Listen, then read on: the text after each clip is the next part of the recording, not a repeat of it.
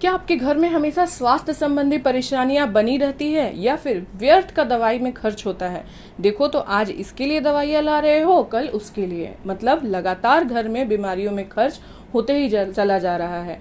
और जितनी आमदनी नहीं उससे ज्यादा बीमारियों में खर्च, क्योंकि ये स्वाभाविक है कि इंसान अपने आप को सही रखेगा तभी वह कमा पाएगा।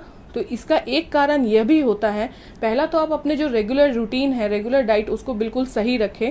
दूसरा, आप देखिए वास्तु के अनुसार अगर आपको घर में चेक करना है तो आप देख सकते हो कि कहीं आपके घर में पानी बिना मतलब का बर्बाद तो नहीं हो रहा है, या फिर नल या किचन का सिंक हो या फिर कहीं का भी हो, पानी बिल्कुल नहीं टपकनी चाहिए।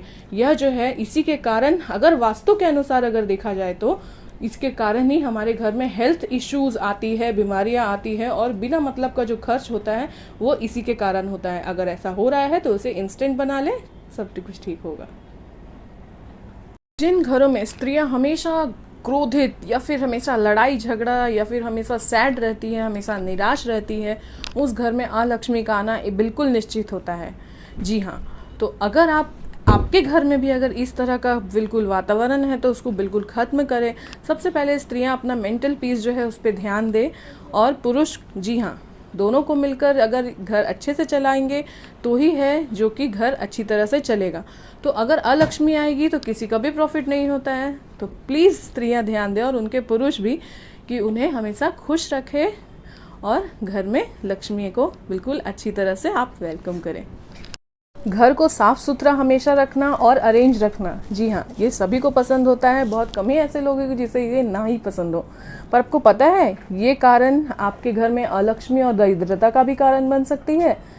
जाने क्यों? चलिए बताती हूँ आपको। ऐसा तभी होगा, जी हाँ, जब आप शाम के बाद अगर घर की सफाई करते हैं तो दिन भर आप कीजिए, आपकी इच्छा, आपका घर आप जरूर कीजिए, पर अगर शाम के बाद यानी कि सूर्यास्त के बाद आप ऐसा करते हैं तो इससे घर में अलक्ष्मी आती है। दो महत्वपूर्ण कारण, जी हाँ, जिससे हमारे घर में लक्ष्मी नहीं अलक्ष्मी आती है। चलिए बताती हूँ वो दो महत्वपूर्ण कारण। सबसे पहला, घर में मकड़ी के जाले होना, चाहे वह कोई भी एरिया हो, वॉशरूम हो या किचन हो या रूम हो या कहीं भी एरिया हो, वहाँ मकड़ी के जाले बिल्कुल भी नहीं होने चाहिए। हमेशा बिल्कुल साफ सुथरा कीजिए, बस गुरुवार और शनिवार के दिन ऐसा आप मत कीजिएगा। दूसरा, सबसे इम्पोर्टेंट, घर से किसी भी तरह का स्मेल आना, आप देखिए घर के टोटल कोनों को साफ सफाई रखिए, स्मेल भी नहीं आनी चाहिए। रोटियों को बनाने के बाद आप तवे को कैसे रखती है, सीधा या पलट कर? तो मैं आपको बताती हूँ कि आपको तवे को रखना कैसे है। आपको तवे को बिल्कुल सीधा ही रखना है, उसे पलट कर नहीं रखना है।